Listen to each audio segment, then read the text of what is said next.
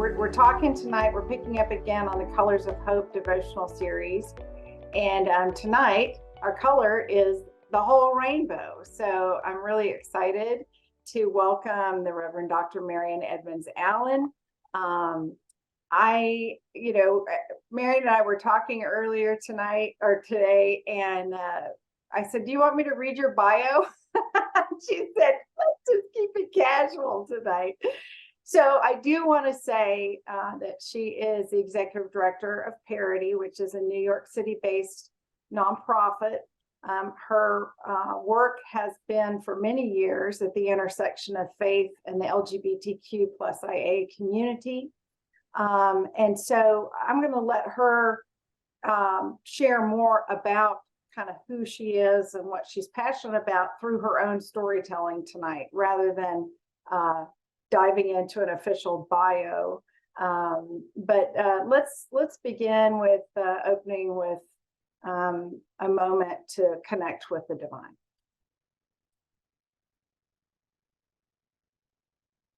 Lord of the colors, we just thank you for the hope that the symbol of the rainbow brings to each of us. We thank you for the hope of each color and what that might represent in our own lives.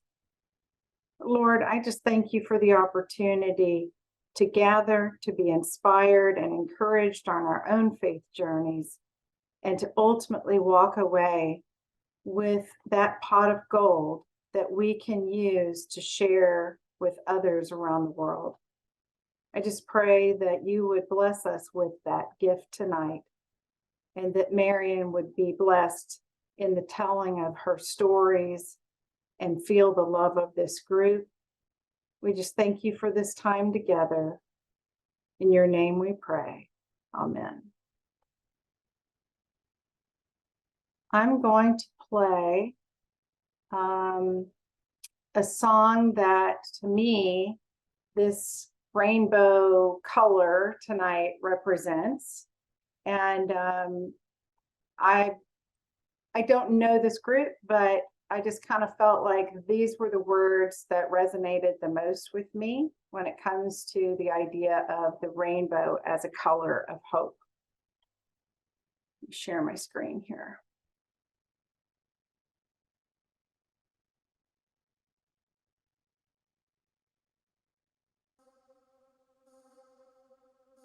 Have you ever felt like you just couldn't be yourself? Like it'd be easier if you were someone else? Is there a voice inside your mind that reminds you all the time the ways you're broken? Has it left you hopeless?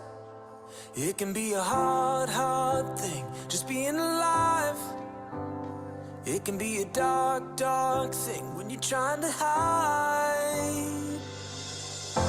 Every story, every scar, you love the way you are.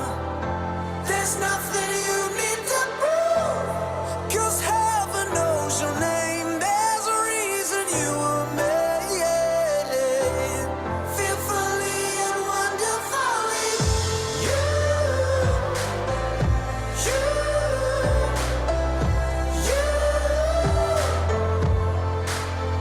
Has anybody told you that you'd never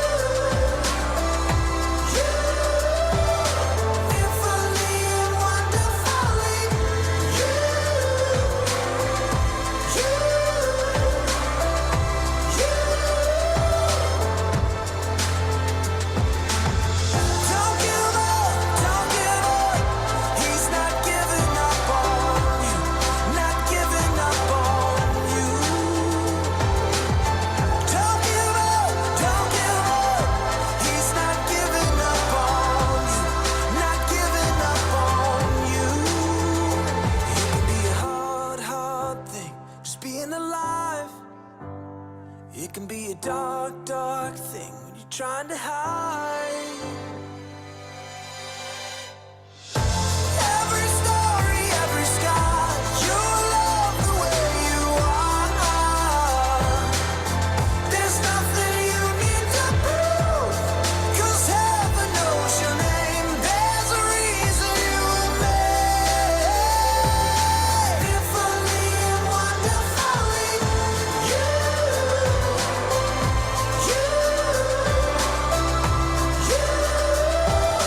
Fearfully and wonderfully,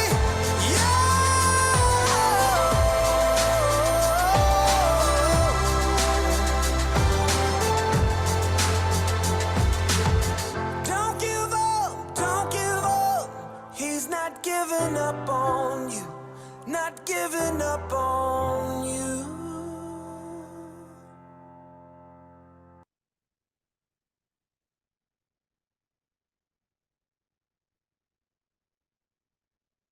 All right, well, Marian, I'll let you have the floor. Michelle, thank you. And what an amazing and perfect song. Oh my goodness. I had never heard that before, and I love it. I hadn't heard it either. I'm not familiar with the band, but I'm Yeah. so glad I found it. Oh my goodness, it's perfect. It's perfect.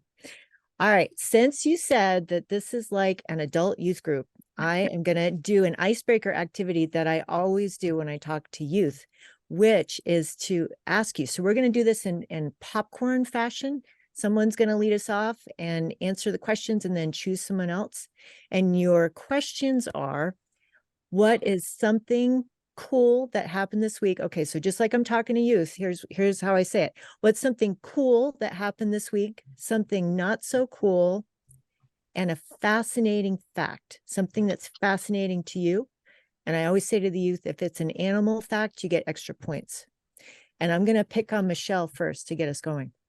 Oh, great. I can see you thinking. Yeah, right. Well, the first one, okay, there's 3 questions. So what was the Yep. first one was something Something cool. cool. So some people call this the rose and the thorn. So what's a rose from the past week? What's a thorn or a growing edge from the past week? And what's a fascinating fact, something interesting to you?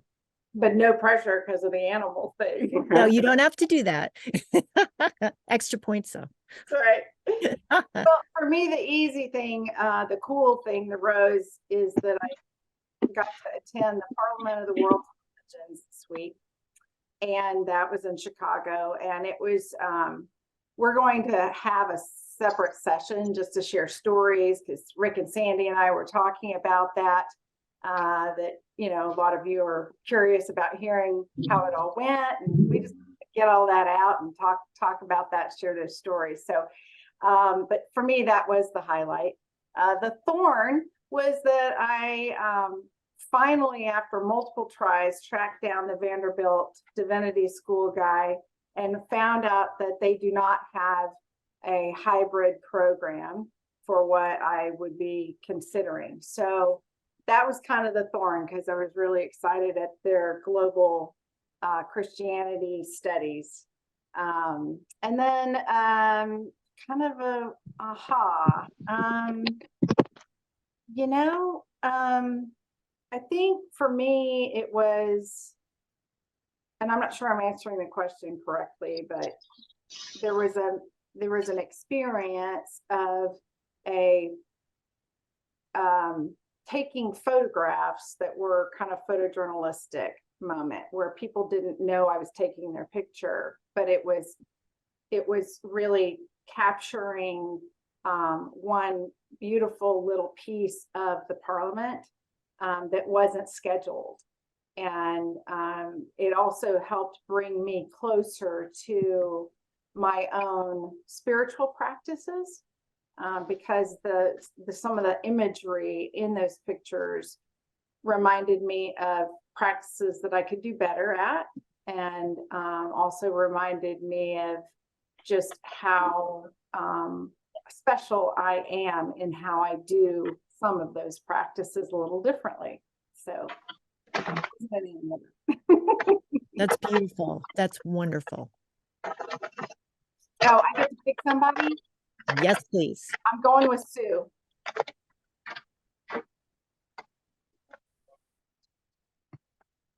Let me try to remember. I'm going to put it in the chat Fascinating. too. I'm sorry? I'm going to put it in the chat too, but I know you've got it. A neighbor of ours has 2 Bengal cats, and the cats were out on the lanai. We live in Florida, so everybody has a lanai. Then their Bengal cats were sitting out on their lanai, which they always do, and she heard a commotion and she went out there, and there was an alligator trying to get into her lanai to get the cats. Oh, goodness. Yeah. Wow. We have alligators all over. Wait, If there's a pond, which most people have in their neighborhood, there's an alligator or 2. wait a minute, and you stopped them or opened the door? No, they called a wrangler and the wrangler came and took them away. Which ones, Yeah. the cats or the alligator? Alligator. Ah. Good news, good thing. Joined a bunco group. Always wanted to, had a lot of fun. If there's no skill, it's all luck, but that's fun. And only bad thing I can think this week is what's going on politically. Fair. So It's sad as well as scary. well, true. Definitely true. Yeah. Might need an alligator to come by. Oh, So Sue, you get to pick someone next. Mhm. Hmm. Sandy. Okay, so I'm having a little trouble thinking of something that didn't go so well because I just am still high from the Parliament of the World's Religions. And I was driving to Columbia today to send my grandson off to college, and I was listening to Richard Rohr's, some of his podcasts. So that just, I don't know, I'm still high on that. So I'm sorry that I cannot come up with a not so cool thing at this point. And as far as a fun fact, I don't really know anything either, except my cat sitter discovered that my cat does not really like the food I've been feeding her. So we'll have to make some changes for the cat. But all in all, I've had a great week and just so inspired by everything at the Power for the World's Religions, and actually got out of my box of where I tend to live and just met a lot of incredible people. Just, I don't know, as I say, I'm still riding high on that. Wonderful. Pick somebody, huh? Yes, please. Okay, so Nantha.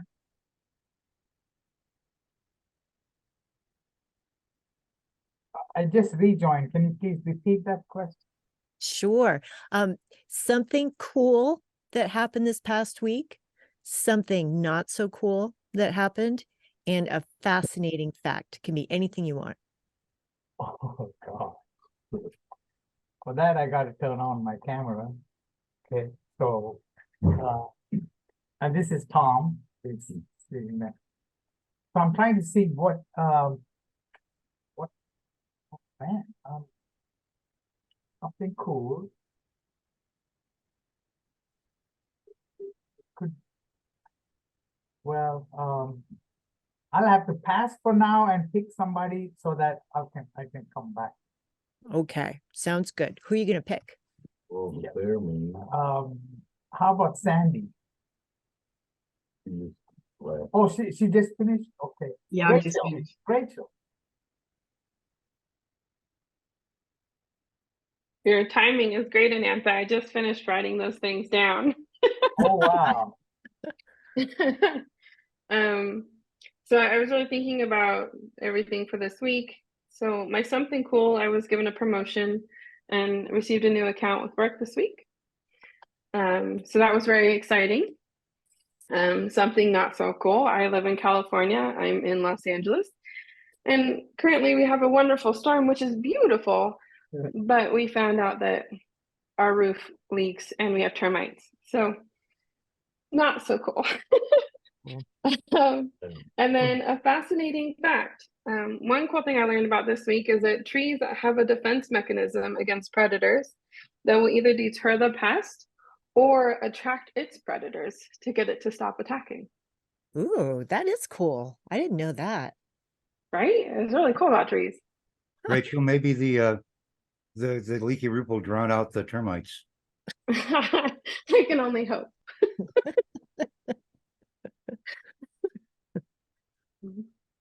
And if I'm gonna pick someone, let's pick. Actually, let's pick Jeff.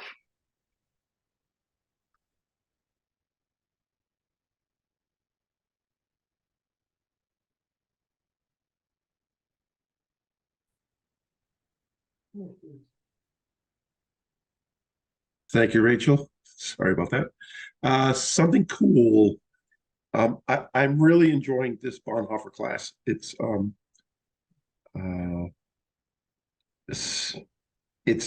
it's gluing some things together for me. So yeah, so that's the cool thing. It's cool, maybe too cool for school. Not so cool. We have lost another administrative assistant at my church. So this is the third one since I've sat in that chair. So it is yeah, we're all a little sad, but it's okay. And something fascinating, I don't know, I don't think I've learned anything fascinating about animals this week. But I did learn that the peacock is a symbol for St. Thomas. I didn't know that. Oh, that's interesting. I didn't know that. Yeah. So especially in India. So very cool thing. Yeah, very cool. We have a herd of peacocks out on Lombok Key, and every once in a while they'll get too numerous, and the town will gather them up and send them somewhere. We don't know where, but they're basically chickens, so they're always laying eggs somewhere. And so a few weeks later, there'll be another group just roaming the neighborhood like a gang, and eventually, the cycle continues. So, Jeff, they just sent the peacocks to the farm. yes. Rick, I think you're up. Of course I am. Okay, the first thing, the good thing, and you are all going to laugh, but that's not a surprise. While I was at the convention with everyone else, with Sandy and Michelle, I had a chance to meet, and I mentioned this to Jeff earlier, I had a chance to meet the flying saucer people. These are the people that firmly believe that, excuse me, that Jesus and God came from somewhere else and came down here and started us. And when I was talking to them, I made the joke originally that, well, I can't say no to that, because if you buy in the premise that man can walk, that someone can walk on water, right? The idea that an alien coming down isn't that different. And one of the women responded as, "Oh, Jesus taught us how to do that too, and they're just hiding the information." Oh, okay, so that was the cool thing. And I'll have it better ready for next week, but I've got a poster in the back of Jesus wearing a spacesuit with the earth in his arms, but that's kind of fun. The not so good thing, I learned exactly how out of shape I am doing all the walking. McCormick Place is vast. I mean, it just goes in every direction for hours everywhere. So I've learned that I've got to radically take care of my health, which probably not something I should be doing. And the interesting fact, I have two of them. one of the speakers I was listening to started talking about technology and how life has changed because of it. And according to this gentleman, Adam and Eve were the first users of technology when they pulled the leaves off the trees to use them as coverings. I thought, well, that's something I would have never imagined. All right. Yeah. The other thing that in the same show the same setting, the same meeting, that if we were to feed the earth, feed the people of earth the same way with the same food and everything else of the poor that we do of the richest 1/10 of 1%, we would need over 5 earths to do that. And I found that absolutely fascinating. So I intend to get a hold of my flying saucer people and get some of these louts out of here.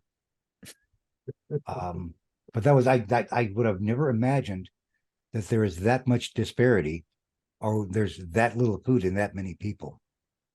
So those are my things. And let's go to Robert doesn't have his mic on. Let's do Jim, you're up. Thank Okay. you. The cool thing happened not this week, but a week before. We were watching the worship services of the General Assembly from home. We signed up that way, and was listening to one speaker, and at the end of it, looked, they had 4 people there, and there was our son sitting up there in front, and that was a total surprise. We had no idea that was happening. The not so cool thing was related to the fascinating fact. Several mornings, there's some men, I mean, every morning, some men meet together in our retirement community, some for breakfast, some for coffee, some for whatever, and to talk. And one of the men there, who happens to be a fundamentalist that I don't get along with very well, frankly, raised a fascinating fact. He said there are 8 billion people in the world, to which I commented, do you realize that about 800 or 900 million of those are LGBTQ? He said, I don't think about that. And I said, well, I already knew that. So the thorn is, I should have kept my damn mouth shut. I didn't. It's just frustrating to say things you realize afterwards that wasn't very kind. I'd like to challenge him, but that doesn't work. Okay, let's go to Dr. King.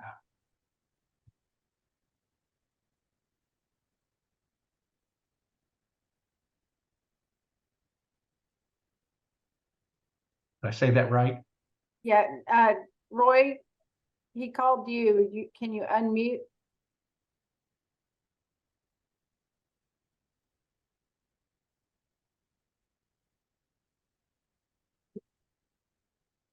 Would you rather I do? Oh. Oh, there you go. You're up, Daddy. Well, you're up. They want you to do the best, what they've just been doing. Something good. Can you hear Mom? He's not hearing enough to do that. Ask him something cool, good that happened this week. Something good that happened this week to you. I got a new telephone that prints out the words on the screen. And since I'm nearly stone deaf, I can read the dialogue. And it's a miracle. Hey. Yay. Now something not so good this week. Not so good. Something not so good. Okay.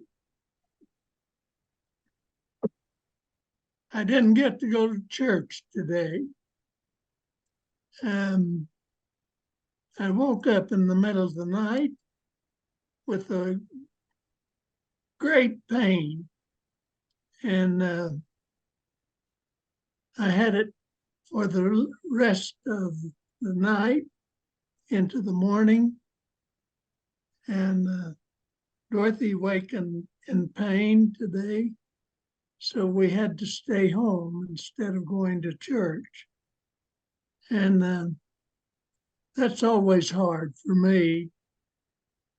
I'm an old retired preacher, 91 years old, and it's hard for me when I can't go to church on Sunday.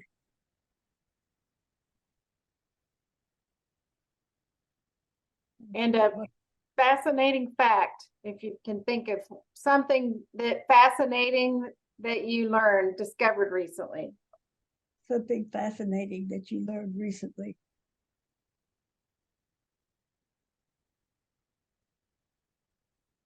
Your phone. Your My phone. Works. All right, choose who goes next. Can you pick All right, thank you. Choose who goes next.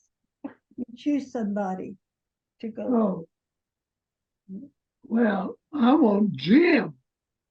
There are two Jims. Well, Of course he does. well, thank you, Roy. So one thing that happened to me this morning, we went to hear Ronald preach at First Christian. And also Tracy's knee's better. And the bad thing is I can't keep up with her now. And a fun fact, we have a new a Japanese friend, and we went over there for dinner, and she showed us a picture of this. I do some work for her. She showed me a picture of this worm that was about 10 inches long. And she asked me, "Is this a snake?" And I said, "I think so." And she says, "No, I don't. I want it to be a worm." I said, "Okay, it's a worm." And then she showed it to Tracy, and Tracy said, "It's a snake." And I said, "No, no, it's a worm." Tracy kept saying it was a snake. And I wanted to tell her, "No, she wants it to be a worm." So then I said, if you want to know the real story, you talk to me. So the fun fact is, it's a 10-inch long worm. It doesn't have a snake head on it. So if it's 10 inches long and doesn't have a snake head, is it a worm or is it a snake? It was a bad photograph.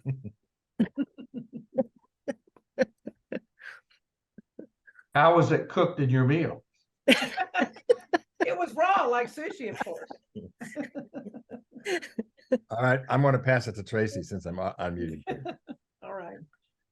Well, the really cool thing that happened to me this week was I had something called a platelet-rich plasma injection in my knee, which this orthopedist, he takes some blood, spins it around, and then injects it back in you, and gets 90% success rate with inflammation and pain and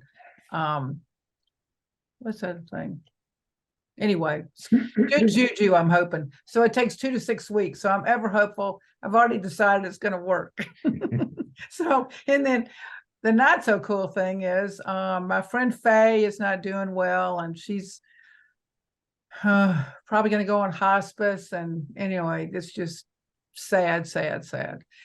And then my interesting fact is when I was reading on my 1440 news feed, I saw this new, did you see it? About how they're producing x-rays with laser, and they're examining the clouds to look at just the dampness and the ice and everything in them.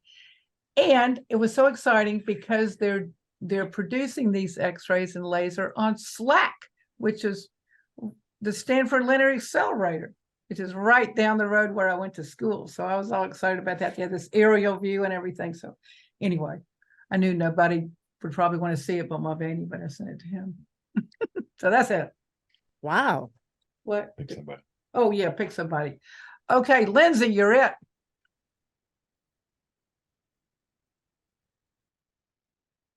All right. Something good that happened this week is I finally got my dad's last tax return, which I've been waiting on for forever. So don't have to worry about that anymore. Something not so good is that my school starts on Tuesday, but I'm locked out of my student portal, so I can't log in. Hopefully they resolve that before Tuesday. That'd be nice. And then An interesting fact is that the bumblebee bat is the world's smallest mammal. Ooh. Yeah, there you go. I think Ranu? And Lindsay gets bonus points because hers was animal too. Right. I'm gonna look that one up. And Jim. My highlight were a couple of birthdays. One was of my mentor, Catherine, who's joined us, I think, 1 or 2 times in the past. She turned 75 on Saturday, so we were all able to celebrate with her. And my oldest, Yasmin, turned 21 on Tuesdays, and we were able to go to Fort Worth and see her and spend the evening with her, and it was really great. The 4 of us were together. The low point, I feel like the heat is just getting to me. I want to go outside. I want to do normal things. And it's just been a really long, hot summer. And my prayers are going out to everyone affected by all this very real issues regarding our global warming. And many of people on this call are directly affected, and prayers for all of you. The fascinating fact, I just tried to pull something up because I think I always come across so many awesome, fascinating facts, but sharing something after some members of the group had gone to the Parliament of World Religions. And I'm curious to know, there is a group called the Mystical Arts of Tibet. And they are a group that's out of Georgia. I think they may be out of Atlanta, but they have monks that will go to special occasions. One of the things that'll be coming up in 2024 here in Dallas will be the opening of a second location of something called the Crow Museum of Asian Art. But the whole museum has been donated to the University of Texas at Dallas. So their second location will be on the campus, and the goal will be that it will become a bridge for student learning, arts and wellness, and a sanctuary for, our young people to be in a safe place. And a lot of development is happening. But these monks from the Mystical Arts of Tibet will be coming to spend a week to consecrate the new space with a sacred sand mandala. So I thought that was fascinating that such a group would do such beautiful, such an ancient and yet very significantly beautiful and spiritual practice. And the fact that the university and the museum is honoring this opportunity. Wow, that's lovely.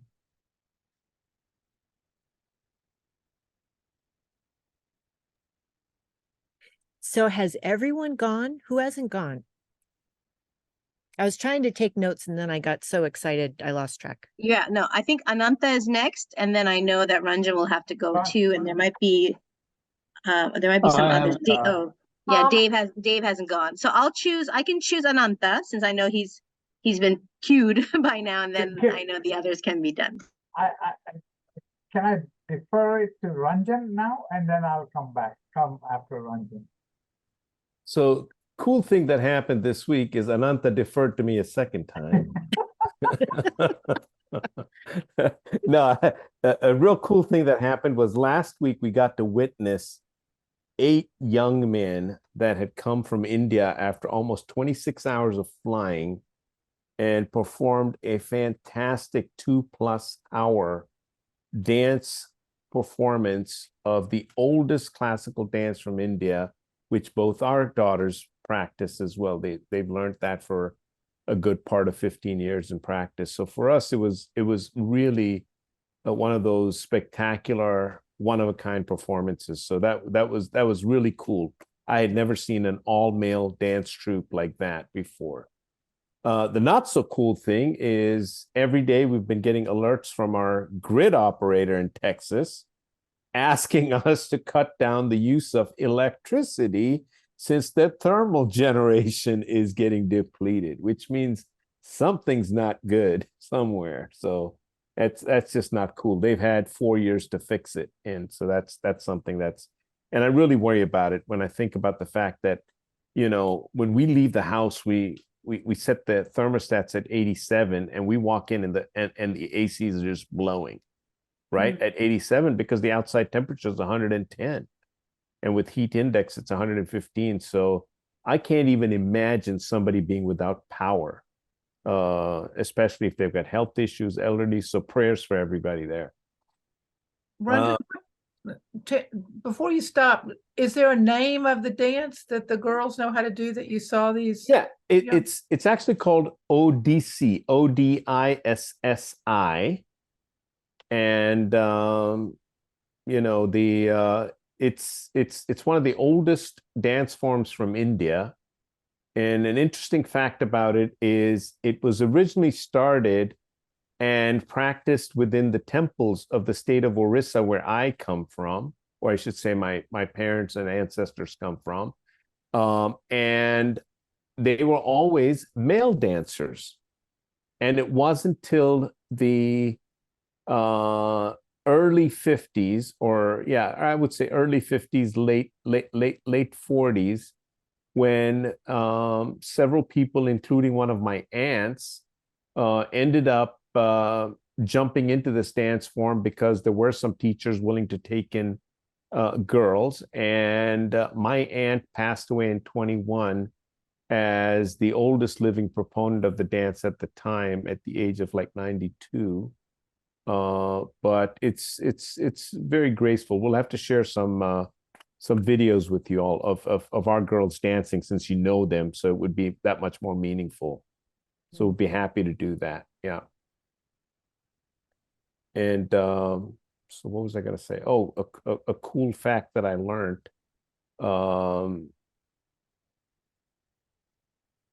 So I was talking to someone, and he basically said to me, he said, you know, at the end of the day, at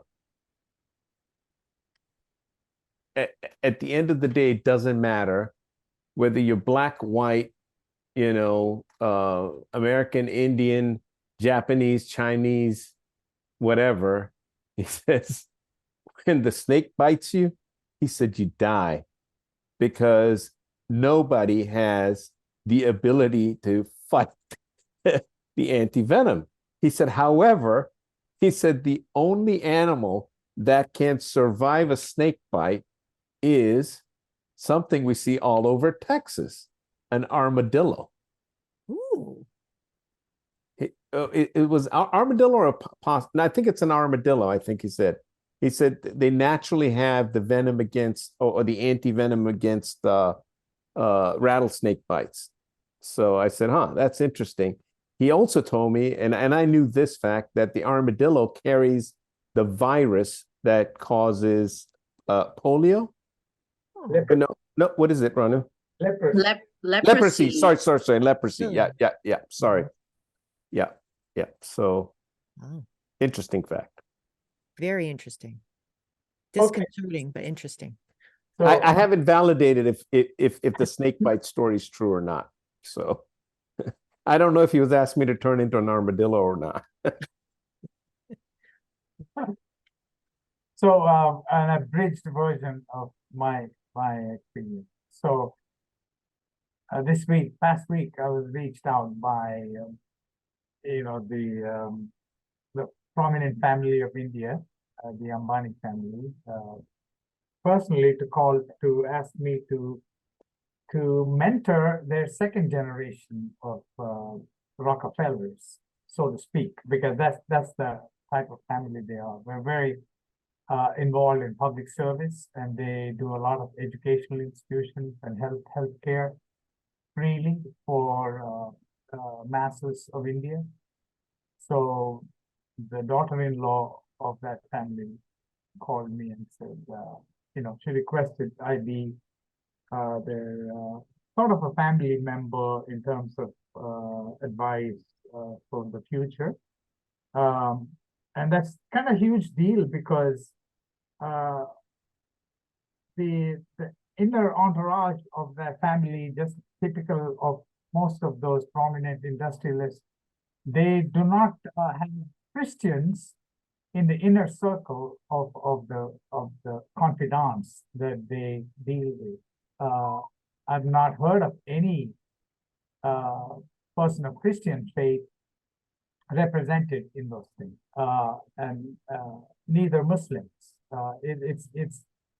It's a lot of dynamics there, and they're not necessarily anti-religious, anti-diversity. They just don't happen to have access to into that family or most families. So I was privileged and I was pleased when they mentioned that that my background is the one that they felt very comfortable and wanted me to be in that circle. So that's one. The sad thing that happened is an Indian student who joined Texas A&M University in Corpus Christi. Happenstance, she ran into me. She's 24 years old, master's student in computer science. Back home in the village where she comes from is from my home state of Telangana. And they had put the farmer, it's a farming community, very small, not so financially well-off farmer family. Anyway, she got the loans and she came here last year. She's in her second year of computer science now, master's. But her father, working in the farm, heavy rains, got electrocuted and died. That was one of the saddest things I've heard from an international student in a long time of my 45 years of education.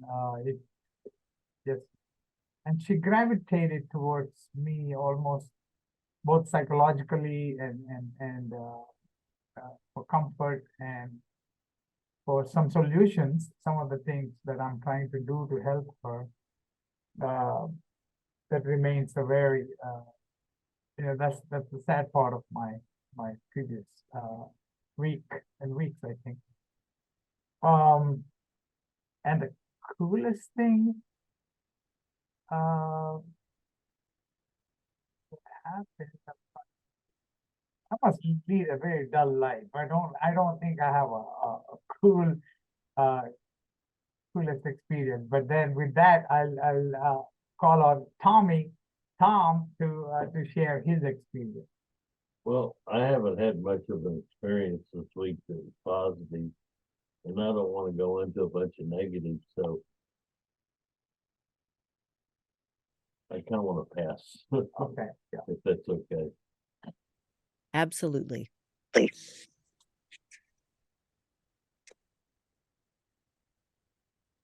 Let's see, why don't we go, Dorothy? Need to unmute.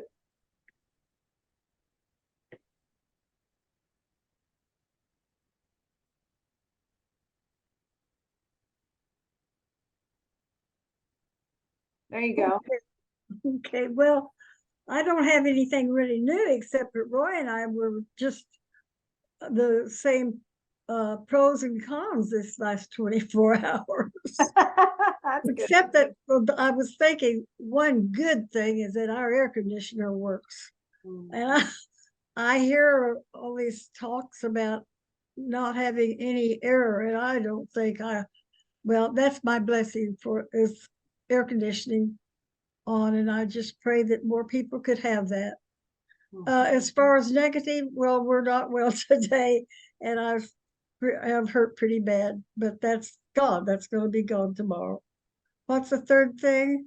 A fascinating fact that you've learned. Fascinating fact. Mm-hmm. Oh, I guess I'll be pass on that. I can't think right off. Fascinating.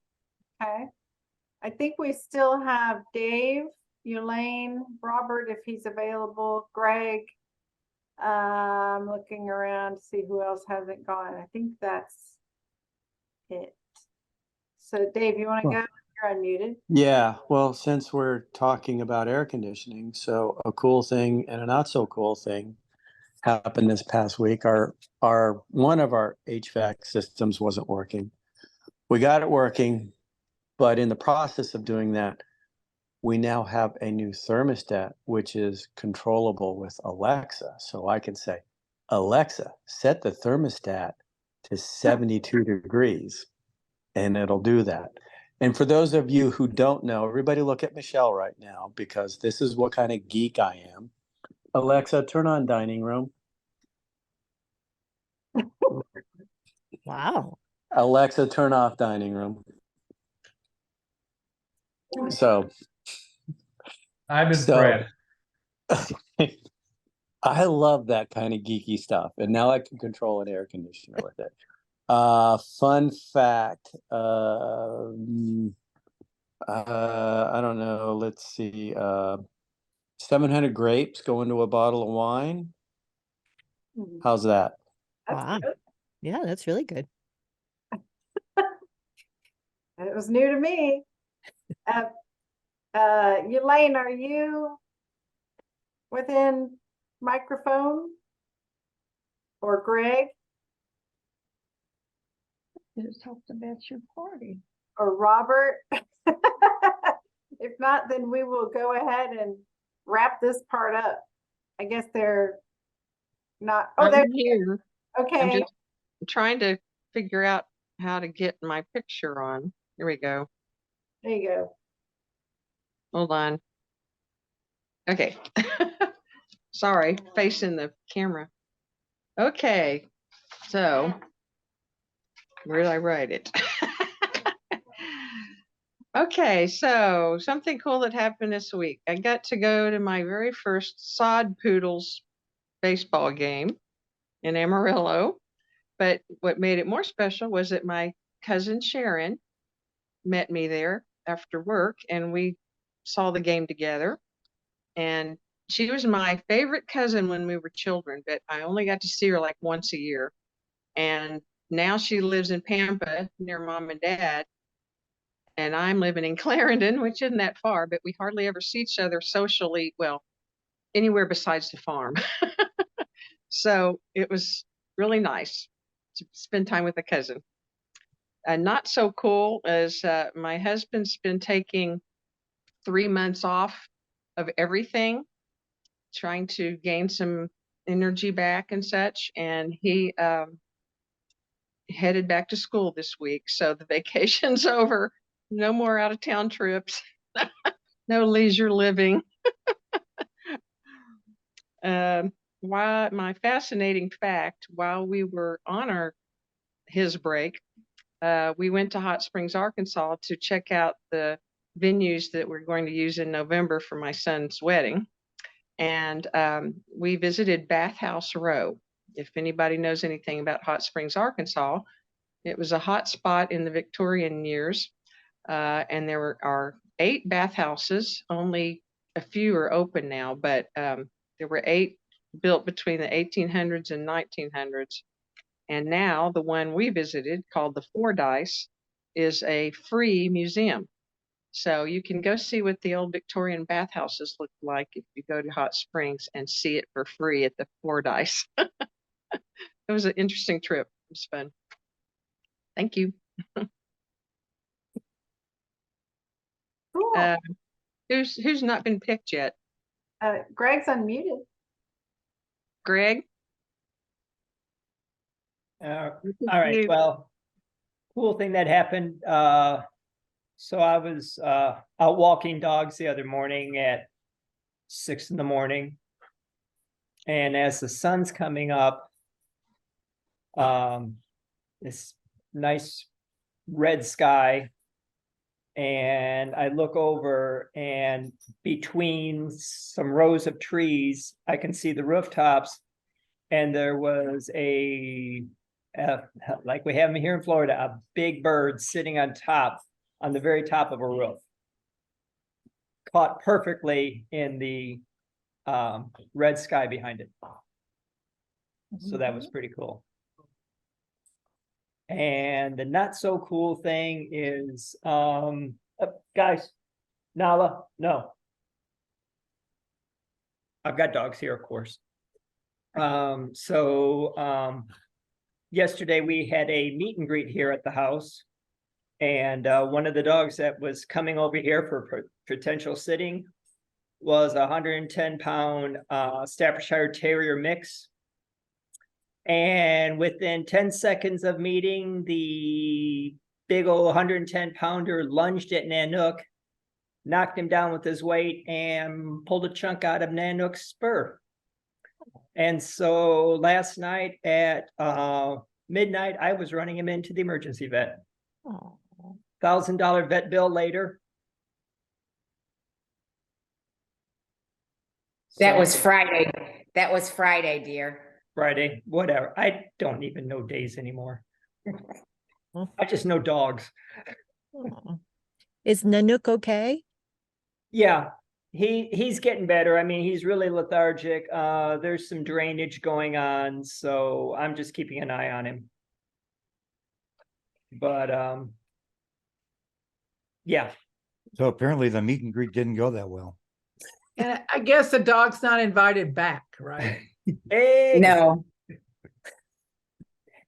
And to make matters worse, as we were the next day, we were getting in our car, and our next neighbor across the street, was out, and he goes, "Hey, you know those two dogs that were over at your house yesterday?" And yeah, they attacked my dog too.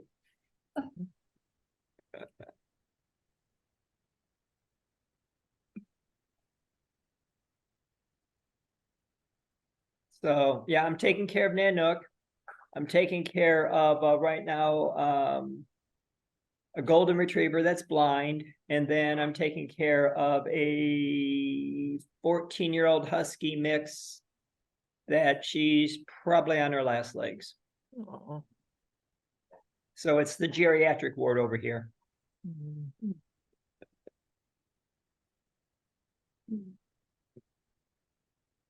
All right, let's see. Did you have a fascinating fact you wanted to share?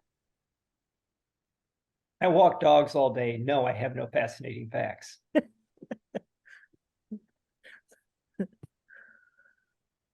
Here's a fascinating fact. You never know which dog's going to like which dog, right? Right. Let's see, Robert, if you can hear, if you're wanting to jump on, that's it. We'd love to hear from you. And I'm looking, I think everybody else has gone. So if Robert may have his hands full with his project. So I guess that's it. All right. Well, thank you all for sharing. I appreciate getting to know each of you. I mean, it's a gift to me. So thank you for that. And thank you for the fascinating facts. I now have things to look up, particularly the bumblebee bat. So I'm going to tell my story. And just so you know, what I do in the world, I'm the executive director of a nonprofit, yes. But what I do a lot in the world is I go around and I speak to different groups. And generally, I speak to either a group of LGBT folks who are maybe faith adjacent, or I speak to evangelical Christians or conservative, different flavors of conservative religion. So what I do is I start with a joke by saying, I am someone that you probably don't know you're really afraid of. I am a LGBT pastor. And for the LGBT folks that are faith adjacent, you can just see them go, look to see where the door is to see if they can sneak out. And for the conservative audiences, faith-based audiences, it's the same kind of, they get kind of closed up. I had one fellow, I was speaking once at Notre Dame, and whenever I was kind of scanning the room and talking, and whenever I got, and I was to him and I was his part of the room, he would turn his back. He would pointedly turn his back. So I generally get those kinds of reactions, but I know that you all are friendly because you all have heard of this book. And I appreciate the invitation and the chance to be with friends. It means a lot to me to be with friends. My spiritual journey is really my life journey. And I'm going to tell about a 10-minute version of it, just so you know you're not going to be here all night and think, oh gosh, tomorrow's Monday and she's still talking. So I grew up in Maine, and when I was growing up, my parents had done the church thing. They were older. My mom was 43 when I was born, and they didn't want to go to church anymore, but I always wanted to go to church, and I would beg them to drive me uptown. I lived in a rural area. Please drive me to town. I want to go to church. And I would go to all different churches. I went to every church in our small town and found something to love in each and every church. And I've just always had kind of this longing for God. And when I got to be a teenager, I started dreaming about one day being a pastor. But at that point in my spiritual journey and my life, I was attending a Free Baptist church. And in that tradition, in that particular flavor of that tradition, women weren't called to church leadership. So I realized, okay, I'm going to be a wife and a mother. And I went to a Christian college, Gordon College, if anyone's ever heard of that. It's in Massachusetts. And I became a piano performance major. And while I was there, I had my very first boyfriend. And because I grew up and I'm just going to tell you my story. I'm going to be totally honest and frank with you here, so you know. This was my first boyfriend, and because my parents were older and very conservative, I did not know the facts of life. And I got pregnant. And in a conservative Christian college, talk about not cool. That was not cool. So I got kicked out of college, and then my parents, I went home and my parents kicked me out of the family home. So my first boyfriend and I got married, and I was 19 at the time, and gave the baby up for adoption because I felt that we wouldn't be able to give the child a good home. I mean, we were so young. And so that's what I did. We got married, and I moved to New York.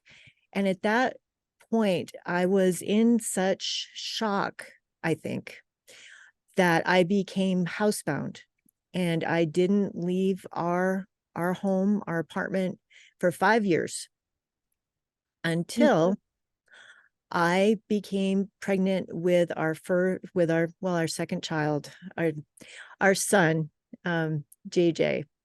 And then I needed to go out. I needed to go to the doctor, to the pediatrician. So I started going out again into the world.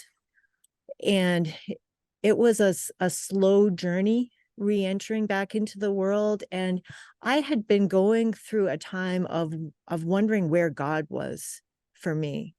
Because when I entered Gordon College, I was quite sure what it meant to be a good Christian. A good Christian didn't swear, didn't drink, didn't play cards, didn't dance. I didn't know about the sex stuff. That was what a good Christian was. And I was trying so hard to be all of those things. And then I felt like my life in many ways had ended. Who I thought I was, I didn't know anymore. And I didn't know where God was. So I was in kind of a barren place in my life. But being a mom means you've got to get out in the world. And so I started to meet people and see people again. And I started to feel that urge to go back to church. So I did. I tried different churches, and I chose a church based on the music. And that's where I went because I love music. I love to sing. And had 3 more kids. I have 4 children, and my kids grew up in this church. It was a Reformed church, if you're familiar with the Reformed tradition. There weren't Free Baptists where we lived in New York. A few years later, fast forward, our youngest child was 3. My husband decided he'd start another family on the side. So a friend of mine said, do you know, I saw your husband with another woman and a baby in this town a few miles away. And I said, what? And it was true. So he left our family, and I'd been a stay-at-home mom other than running the Sunday school and then running the church nursery school. I'd been a stay-at-home mom with 4 kids. So suddenly I needed to figure out a way to support myself and to support the kids. And my minister at the time said to me, Marian, have you ever considered becoming a pastor? The Reformed Church was just starting to ordain women. And I said to him, gosh, 20 years ago, yes, that was my dream. And he said, well, think about it. You might want to do this. So I started at Western Theological Seminary in Holland, Michigan. And it was one of the very first computer seminaries that you could do. We had 2 in-person intensives, and then the rest of the time our classes were online. And it was a 5-year program that I loved. And I got to the point where I was getting close to the end, and I was able to move to Michigan with the kids to finish up more quickly. So here I am, working full-time. I'm going to seminary full-time. I'm taking care of 4 kids. And then in 2007, 2008, you may remember that was when the big real estate crash happened. So the home that we had scrimped and saved for in Michigan suddenly was gone. We lost our home, and I needed to find a place to live. Didn't have any place to go, but God intervened, or the universe, or however we want to think about it. That's how I think about it, because out of the blue, one of my brothers called and said, Mom, the doctor says that she has dementia now. Would you consider coming home to take care of her? And it was an answer to prayer for me that I would have a place to live with the kids. So we went back to Maine, and those years caring for my mom it was incredibly difficult. One of the most difficult things I've done, and the most incredible blessing for me. It was a liminal space. It was a God space for me, and it was beautiful.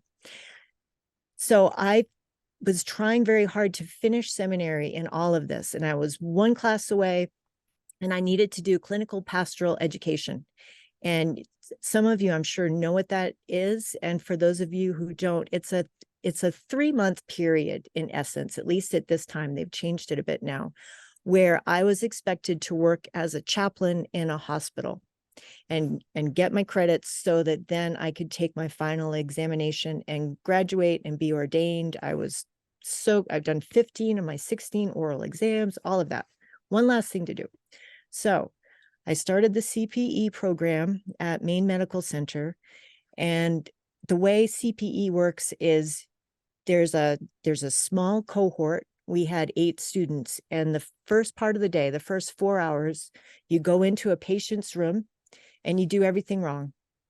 And then the next 4 hours, you meet as a group with a supervisor and you talk about what you did, and then they tell you how you should do it better next time. And that's how you learn to be a chaplain. So I had these 7 other students, and of those 7 students, 4 were LGBT. I had never knowingly met an LGBT person in my life, and I was very distressed by this. And at the time I thought, how can I even talk to these people? I can't even imagine being around people like that. And then I kind of got a hold of myself, and I thought, okay, you're going to be a pastor. You need to be a pastor with everyone. Get a grip.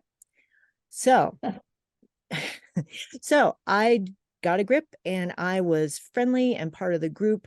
And I think the supervisor of our group probably had my number right away and figured, okay, well, this one's gay and she doesn't realize it. And it was true. It was that whole ugly duckling kind of thing where I had never had occasion to think about LGBT things. And I knew I wasn't quite like everyone else. But I never really thought that deeply about it. But then I realized, okay, this is who I am. All of a sudden, it was like, the veil was lifted and all of that. And that was wonderful and exciting. And it was also a huge problem because in the Reformed Church, they had just started ordaining women. LGBT people? Oh, no, not at all. So it was another kind of come to Jesus moment in my life where I thought, really, God, what is happening now? I've finally worked all these years taking care of the kids, just about ready to be ordained, and now this happens. And so I was done with God. I just thought, I'm over this. And I went back to my advisor at seminary and told my advisor what was going on. And my advisor said, well, that can't be true. It must be a phase for you or something. And I said, I have spent a couple months thinking and praying about this. It is true. I am an LGBT person and I don't know what to do. And so my advisor thought about it and said, well, I think if you're asked about this in the Reformed Church, your senior theology exam is in front of 200 people where it's like a blood sport kind of thing where professors, they grill you, they ask you these really obscure Bible questions where they go, no. And then after you go through that, then there's 200 people who have been saving up a question to ask. It's really fun, not for the person being questioned, but I was very worried that someone would ask if I was LGBT or what I thought about that, because it was at that time in 2008, LGBT things were just starting to become talked about in the Reformed Church. So I was worried. And my advisor said, if you're asked about this, just lie. So I thought about that and I realized I couldn't do that. I couldn't lie. And I resigned from the seminary and I went home and I didn't know what to do with myself. I had no realization that there were other seminaries that would want someone like me, that would want someone who is LGBT. I didn't know they existed. But a friend reached out to me and said, one of the friends from my CPE cohort, and said, well, did you know there's a seminary called Eden Seminary in St. Louis, Missouri, and they like LGBT people there. You could go there. So I did. And that started the LGBT faith part of my life, where, it's a blessing now. I think I'll have student loans and forever because I thought, okay, well, I just have one more class and then I'm done, not realizing that when you start over at a new school, you need to do, so I had to do 2 more years of theology. But at Western, I had learned classic theology. I'd learned Barth, I'd learned all that good stuff.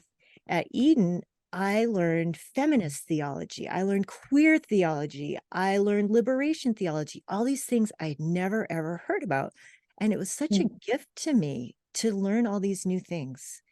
And part of that gift was I had the opportunity to work at the Cathedral of Hope in Dallas. And I imagine that some of you folks have heard of the Cathedral of Hope.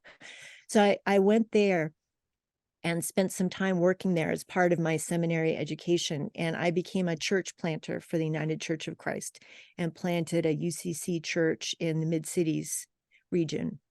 That's now called Embrace UCC, if anyone knows that. That was a successful church plant at a time when there weren't a lot of successful church plants. So I was then invited when I graduated to move to Salt Lake City to plant a church. So I went to Salt Lake City. They spent 6 hours showing me how beautiful it was. And I said, okay, I'll come here and plant a church. And I did. But I was especially interested in Utah because I'd been hearing about youth experiencing homelessness, LGBT youth. And I was really interested in working on that. So I came to Salt Lake and we started a church in downtown Salt Lake City. And what our congregation did was we rented space in a charter school with a commercial kitchen, and we would worship together on Sunday, and we would cook hot food, and we would gather supplies for the youth experiencing homelessness in and around Salt Lake City. At that time, we would go out in teams and we would bring food and supplies to about 60 youth experiencing homelessness. And from that, I realized that this was such a calling on my life. And when I was invited to become the executive director of an LGBT youth center in Ogden, Utah, I said yes. And I thought, well, I can do both because I'd been working full time and taking care of my kids. I can have a church and I can run a youth center. Well, I couldn't do both. And I needed to stop being a pastor and become really full-time at the youth center. Our center, when I joined it, had 17 young people, and then it grew to have hundreds of young people that came from 3 states. But after I started, the board told me, we don't want you to talk about your faith. We know you're a minister. We don't want you to ever talk about it to the young people because they've been so hurt by faith. So I thought about that, and I didn't. I realized, okay, you're right. Young people, young queer people have been hurt by faith. I'm not ever going to talk about faith. But what happened was, it was the young people I noticed who were talking about faith. I never brought it up, but I would hear the young people talking about it. And so I started talking with them. And then eventually every week we would have a spirituality time. And I would invite clergy to come in and spend 5 to 10 minutes talking about what their faith was like, and then just open it up for the young people to ask questions. So they would have these amazing spiritual discussions. I mean, fascinating, wonderful discussions. But especially the youth experiencing homelessness were the most attuned to faith and to God and to spirituality of anyone I've ever met in my life. 1/3 of the young people coming to our center were youth experiencing homelessness, and they would have a backpack, and their worldly possessions would be in the backpack. And just about to a youth, each one would have a notebook. And one time I asked one of the young people, well, why do you have a notebook? And, what's the deal? You can only have so many things. And the young person said, well, this is how I talk to God. God is all I have left. And at that point, I realized, okay, I really need to focus on addressing youth homelessness. So I became an activist, and I was having all kinds of public events, and there was all kinds of media attention because at the time it was just starting to be talked about. So there was a lot of interest in it. And I was very frustrated because what I realized was that the young people, half of them were kicked out by conservative religious families. We did a study, and because that was a question, well, how many? And we didn't know. So we had a study done. Half were kicked out by conservative religious parents. And there was no place at the time for these young people to sleep. It was against the law for shelters to take in. So Youth Futures, Lindsay, I'm looking at you. Go Youth Futures. So at this time that I'm talking about, it was against the law for a shelter to take in an unaccompanied young person, because in Utah they figured if a kid is homeless, they're with their family. Never thinking about all these young people that got kicked out by parents because they were LGBT or even looked like they might be LGBT. So these kids would be sleeping in abandoned railroad cars and camps, any place that seemed safe. But these kids were the survivors, because think about it. If you're a kid and your parent says to you, so often I'd get a call at Christmas Eve, Thanksgiving, a holiday, from someone saying, hey, a kid just got kicked out, because it's around a holiday when a parent thinks, oh, well, Aunt Vera's going to be at dinner tomorrow, and and she's going to say something to Johnny, and I can't have that. Johnny, come here. Get your stuff, get out of here. I've had it with you. You come back when you've straightened up. So here's Johnny, and Johnny has 5 minutes to think about what to put in a backpack, and then it's Christmas Eve or whenever it is, and then Johnny's out on the street trying to figure out what to do.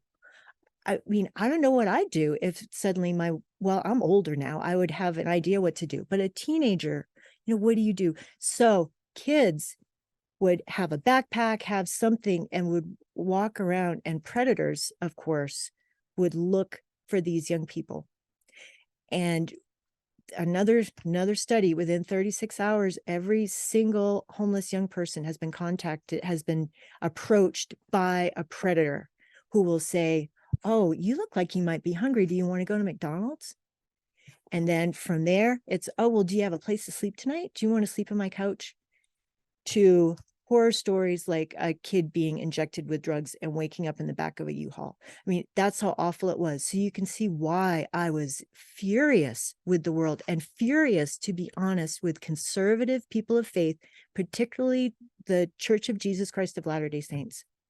So I was doing all kinds of things to make a lot of noise, but nothing worked until I met an active Latter-day Saint who I had an encounter with, and we argued about whether there were homeless youth in Utah. And I said in a very rude way to her, I said, well, why don't you come to my center and see for yourself? And bless her heart, and I mean that in a nice way, the next week she did. She came to the center, and while she and I were standing on the stairs arguing about whether there were any homeless youth in Utah, a 12-year-old boy edged by us to get canned goods to put in the backpack because we didn't have Youth Futures yet. And she looked at this kid and said, what are you doing? Why do you need all that food? You aren't homeless. How old are you? And realized, here's a 12-year-old kid without a coat, without a place to sleep, with a backpack full of canned goods. And from that day on, Laura became a force to address this issue. First thing she did was she went and she called all her Relief Society friends and said, did you know there are all these kids that don't have coats? They don't have a place to sleep. And the next week, a flatbed truck showed up, piled high with coats from Laura's friends. And Laura was a legislative aide, and she knew what I didn't even think to do, which was, okay, we'll change the laws. Was what she said. Let's change these laws. And because of Laura, the laws changed. And then she worked on suicide prevention, and the new text and phone number that's short for suicide prevention, that was Laura. And when Laura started that and was told, well, drop the LGBT part of that because that's just going to slow it down, Laura said, are you kidding? It's the LGBT kids that really need this. Because she'd heard from me how when a kid would call a suicide prevention hotline, sometimes they get hung up on. So Laura hung in there. A year and a half later, it became law in Utah, and then now it's a federal law. And this is because of a Latter-day Saint who I was so rude to, and still she showed up. So that's become my life's work now. I show up in places where I make people uncomfortable, but I do it because I say, you know, that person that you think maybe you don't like them for some reason, or you don't have anything in common with them, that person may be the one that solves the problem that's keeping you up at night. For me, it was homeless youth. And the answer wasn't me yelling at the sky saying there are homeless youth. It was finding this one person who is different from me, who had access to things I never even thought about. So that's God's call on my life now. I wonder what's going to be next. Who knows? But that's what I do. So the rainbow part of this, the rainbow chapter, is a rainbow that is a bridge between people, and it's the bridge between, for me, a Jesus follower, it's this bridge between God and me that's never gone away. God never let go of me, even though I let go of God and I wanted to be let go of, but God hasn't let go of me yet. So that's my story. It was longer than 10 minutes. I'm sorry. I get on a soapbox and just talk. The preachers, good grief. Tracy's got her hand up. Well, I just want to applaud your storytelling, and it doesn't matter. It was more than 10 minutes. And I mean, I think my biggest takeaway is how you are so in tune with your intuition and you acted on it. And I really think that is just so cool. Well, you're kind to say that. and I'm just going to push back just gently. I was really rude. Jim, you Well, talked. Maybe you needed to be rude though. Well, I don't know. I mean, I could have said it differently. Jim, I think you have an opportunity with that gentleman. I think you could go back to him and I finally apologized to Laura, and we're buddies forever. And you may find you have a buddy forever. I bet he's been thinking about what you said. So, but thank you. I don't know. It's not the first confrontation we've had, but I used to be in a Bible study group he led, and I finally got to the point that I realized the only reason I was going is to argue with him. And he decided that's not a good motivation for being in a Bible study group. Well, but I appreciate your comment. You two might have a connection there. Just, I mean, maybe for more conversation. Who knows? We do relate to each other still. I love the rainbow as a bridge visual. I just think that we need more bridges. We need more bridges. And when I was at the Parliament this week, as Rick alluded to with the alien folks, there are all kinds of people at the Parliament of World Religions. And so, we have a saying in Ecclesia, don't do different apart, do different together. And that is sometimes hard to practice. I think, whether it's political or some neighbor issue or, sometimes the closer they are to you, the harder it feels. But in my experience this past week, I knew that I was going to be around world religions. We all have a limit. Basically, we discover what line we feel we would never cross when we're confronted with something. And for me, I do not know enough about Wicca, but those who are of the Wiccan community that were there, I avoided. And one of the last sessions, the last day, I got to be in what turned out to be a very small group of women religious leaders who the session was something to the effect of women religious leaders as catalysts for change. And one of the women that was part of a panel of that went to Harvard Divinity School. She said some of the most profound things of the entire session. I mean, I probably took more notes during the times that she was speaking than anybody else. And then I found out later that she's a Wicca priestess. And if I had known that first, I probably would have my bias would have completely gotten in the way of hearing the things that she said that I really wanted and needed to hear.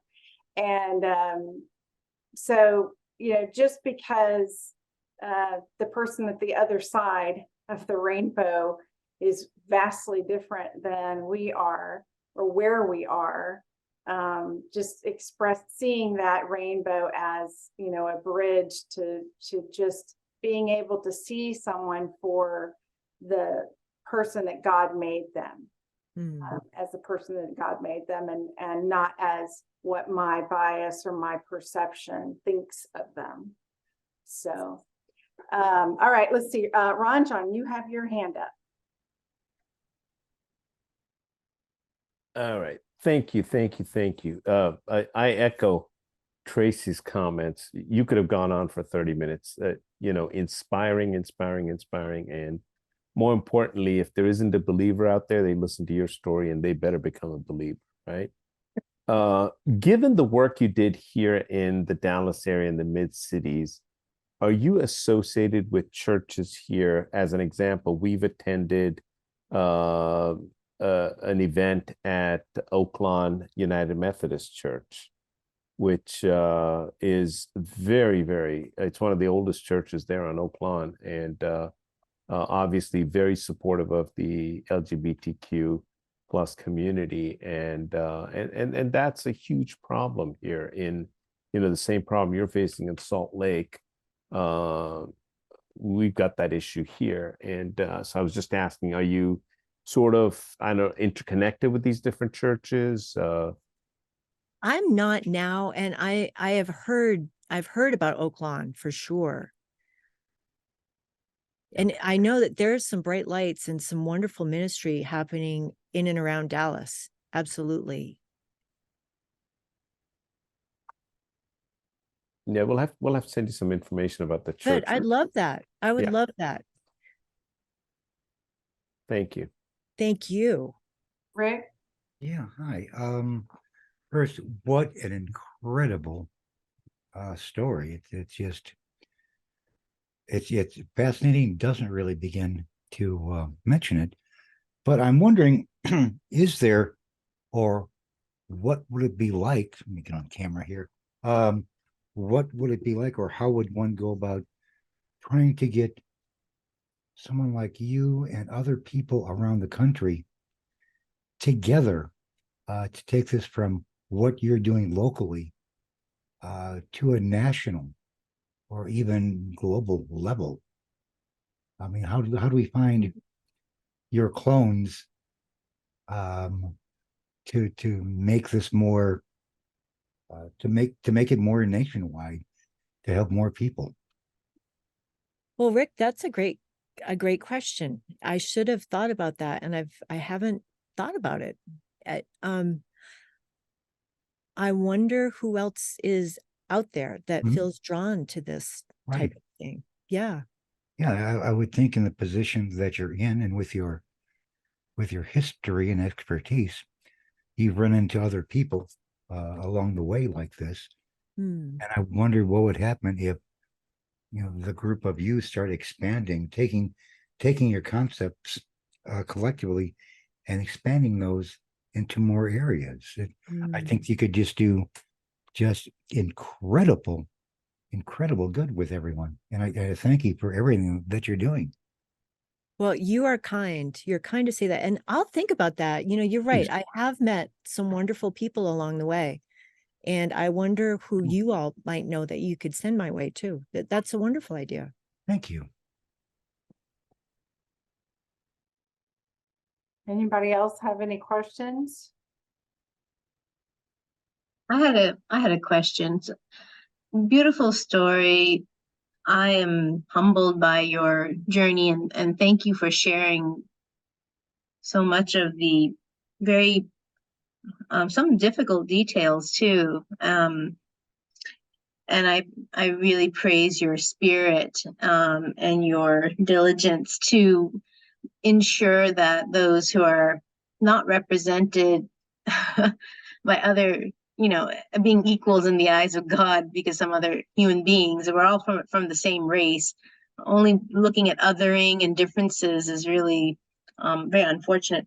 How did you went through such a difficult journey, and financially, being in difficult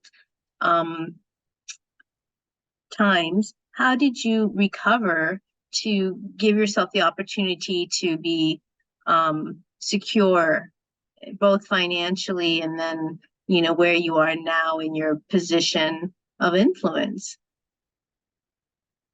Well, I was homeless again when my mom when she passed, and so it's been difficult, but there are blessings in that. And I've scrimped and saved, and then I met a wonderful woman who's a teacher, and we got married, and then I had more stability and was able to do more and more, and kind of work my way up. But it's because of those connections that happened. So I just feel grateful, because I feel like I've seen a lot of different sides of it, and some are kind of difficult. Yeah. Well, thank you for sharing. I really appreciate your story. Really, Oh, well, I thank think. you. Well, thank you for Yeah. your kindness. I think that's why I went on for so long, because I was looking at your faces and I just felt like we were having even though I was doing all the talking, I felt like we were having a conversation. And thank you for that, for your kindness to me.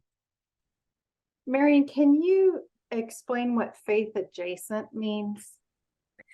So someone who perhaps is considering faith, or perhaps is from a faith background, but doesn't attend church now or have any spiritual practices that they think of as spiritual. But in my journey, I think that all of us are spiritual in various ways. And the work of Lisa Miller out of Columbia shows that from a scientific perspective. And that's all I'll say, because I've talked so much. But that's faith adjacent. Can I say Oh, something? Lisa Miller is one of my favorite authors. She is Yeah. incredible. Isn't she? She wrote the book of The Spiritual Child and then The Awakening Brain, and she spoke at my daughter's university just earlier this spring, and we ran over there. My daughter knew that I was a big fan of hers, and we just ran down there, and she presented. It's incredible. And it's very supportive work for any individual that's trying to make headway of this importance of living a spiritual life. How do we get in touch with her? I'm sorry, Elaine? Yes. I was thinking as you told your story that God has been moving you towards this goal your whole life. You wouldn't have the understanding and connection with people had you not experienced the conservative life of growing up in a conservative family. You wouldn't understand what those people were going through. All of those steps that you've gone through in your life have led you to the next thing. And I see that in my own life, the steps that we don't recognize necessarily at the time that lead us to the next thing that makes our path in life worthy. And I just, I think it's a wonderful story, and I appreciate you sharing it with us. It's pretty amazing. Oh, And I think it should go global too. Well, you're kind to say that. And you know, you're right. You're right. I hadn't thought about it that way. I mean, it has been a step. Yeah. Yeah. That's all. I just wanted to say that. Thank you. Thank you. I have one other question for you. I know we're running long, but doesn't seem like anybody is offended by that. You keep referring to, and I did notice on some of the websites that you're on, LGBT, just stops at LGBT rather than Q plus IA, you know. So is there a reason for that, or is it, is there a story behind that, I guess is the question. The reason is it seems to be most accessible to folks that I speak with. So it's because sometimes people get tripped up. You all wouldn't, but other folks that I speak with get tripped up with okay, well, what does that letter mean and what does that mean? And then it's distracting and they feel alienated. And what I try to do is I try to say, okay, we're all in this together. It's okay. It's all right. And so that's why it's shorter. Okay. Yeah. Anybody else have anything to add? I could do this all night. Rachel? I was just gonna say, I so appreciate you, and I appreciate you coming and speaking with us. And I've just enjoyed listening to you completely. Like everyone else has said, you could talk all night. It would have been not a problem. Happy to listen. But I also appreciate what you're doing. My wife used to help when we were younger, she would go down and volunteer with the LGBT youth, making sure that they were getting tested, making sure that if they needed anything. And it is such a huge, huge thing. And there's so many of them. To see somebody like you helping is such an amazing thing. So. Well, Rachel, you're kind to say that. There are so many good people out there in the world doing this work. And Lindsay, thank you to you, and thank you to all of you for your loving hearts. I mean, really, what you do in the world makes a difference. Thank you. We want to do more of it. Well, I have one little closing song, and I know since we're running long, if anyone needs to jump off, I know Anantha and Tom had a dinner to get to, but feel free to do that. We will just kind of like as a rainbow, how one color blends into the next, we will just gradually blend into the the after party. But, Shell, I think Lindsay's got something. oh yes, Lindsay, thank you. Sorry, I just wanted to ask, this is not a quick question, but I'm going to ask for a quick answer because I know we're running along. We could probably have like a whole nother session on this, but what is queer theology?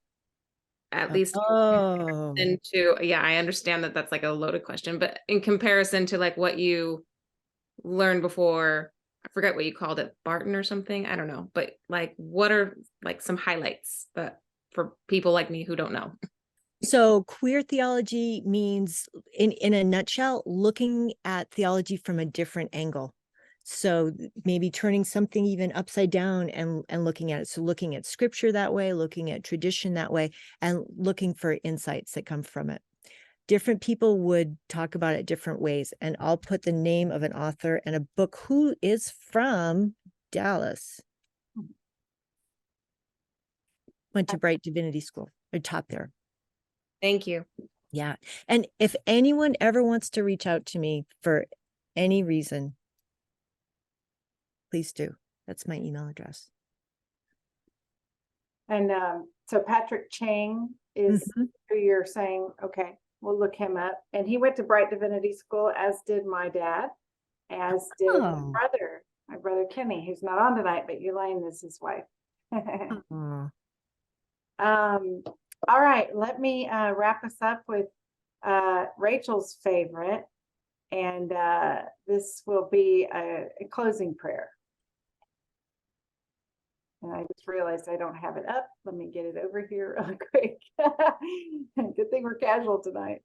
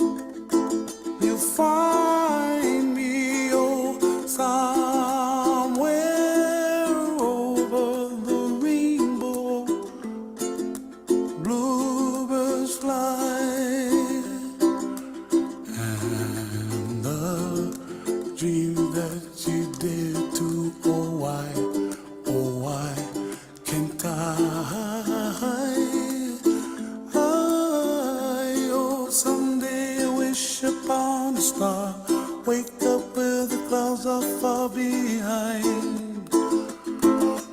Be trouble melts like a lemon drops high above the chimney top. That's where you find me, oh, somewhere over the rainbow, way up high. The dreams that you dare to, why, oh, why can't I?